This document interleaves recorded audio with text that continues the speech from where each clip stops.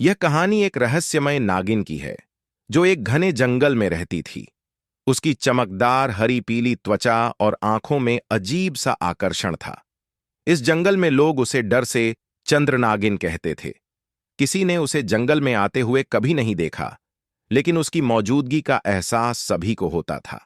जब भी कोई शिकार जंगल में प्रवेश करता, उसकी आंखें चमकने लगती थीं और उसकी छाया जैसे रात्रि की गहरी चुप्पी में समा जाती थी।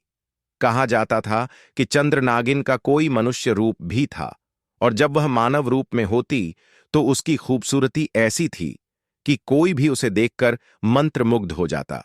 लेकिन उसने कभी किसी से अपनी पहचान नहीं बताई। रात के समय जंगल में एक रहस्यमय संगीत गूंजता था और लोग मानते थे कि यह संगीत चंद्र नागिन का जादू था। एक दिन एक युवक अपने साहस को आजमाने के लिए जंगल में आया।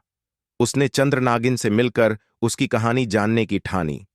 वह जानता था कि इस रहस्य को जानने से उसे कोई बड़ा ज्ञान मिलेगा। जैसे ही वह जंगल के बीचों बीच पहुंचा, उसे नागिन का रूप दिखाई दिया।